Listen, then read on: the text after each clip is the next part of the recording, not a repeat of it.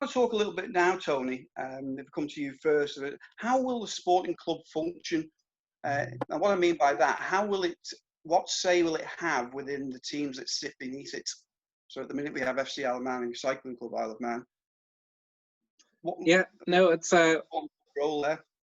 Yeah, no, within that, well, we've two things here. With Sporting Club itself, obviously we have a board now who are going to operate that and try and set the vision, try and set the pathways for all the other clubs and kind of make sure we're all working on the same philosophy as we said earlier. And it'll also be a vital part of fundraising to try and fund the teams initially. We're hoping that teams become self-sufficient over time and to help get the initial capital in there to get them up and running. It'll also be looking at where we can invest and what's the best thing for the island there. From the operational point of the sports clubs underneath, each club will have their own operating board in terms of working with it. Sporting Club will sit on those boards and be a part of it to ensure that we're all following the same path, and also to take feedback back up from those individual club boards. The makeup of the boards will be a mixture of admin who need to be involved in terms of running the club, but the majority of the people on the board will be elected by the members, and we'll have regular elections for each board member going out. Some will have periods of 2 years, some will 1 year, but all the members will have a chance to put their representative on the board and make sure they're fully represented. So, Tony, can I just clarify that the board for those, that's when you talk about the boards, there will be elected, re-elected, etc. Is that for Sporting Club as well, or is it just the teams that are affiliated? No, it's for the whole lot. You know, we're keen to keep driving in here, but it's got to be a community club. It's got to be everybody involved. You know, where we have a vision where we want to get, where we're laying it out, but we hope to have many members joining, both at the sporting club levels, the individual club levels, and also at Sporting Club who want to look at the overall picture, and we're bringing people on board as part of the membership there. Right. Now, we've already seen with FC Isle of Man that the manager's already been appointed. Chris Bass Senior is the manager. Where did that appointment come from in terms of the structure of Sporting Club, or was that decision actually made at the team level? And will that be the same? Will we see this?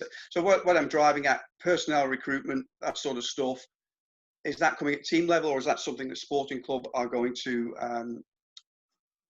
dictate, if you like? Yeah, no, it'll be coming at team level. There'll be certain roles within each club that may be across the party, you know, whether it's a welfare officer or whether it's a very important stuff like that we can actually share resources that we might appoint at Sporting Club level. But in terms of operationally and running the clubs, they'll be appointed by the club boards themselves.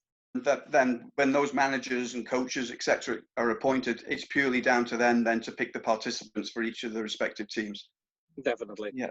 I think probably just to touch on that then, Steve, is I think the only sort of stipulation and the only interfering that the sort of Sporting Club that we really do on that level is around following that philosophy of sort of Manx born or Manx bred, in effect. You know, if Tony mentioned there earlier about Athletic Club Bilbao and their notion of saying, you know, if you've lived in the region or you were born in the region or whatever that is, that's really, I think, as much as Sporting Club intends to get involved in sporting matters is by setting out what the criteria is to represent the club.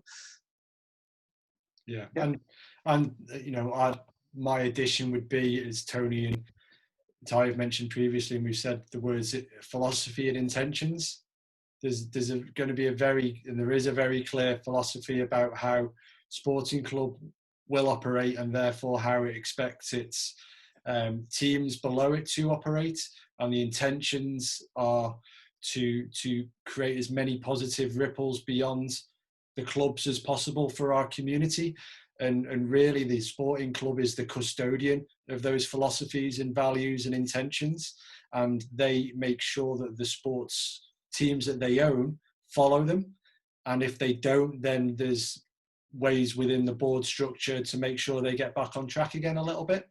The membership will hopefully keep all of that on track as well, so we don't go too far away from our philosophies and values and intentions, and how the individual clubs fulfill that, and how they go, the actions they take to embody those philosophies and values and intentions are very much down to them, and they create their own little worlds, but they can't come away from the community focused opportunity benefit sort of model where we're putting our community first at all. And that's, I think, where the governance would start to come down from sporting club, but not on individual decision making, which very much will be with the boards and the work at the day-to-day management group of the clubs.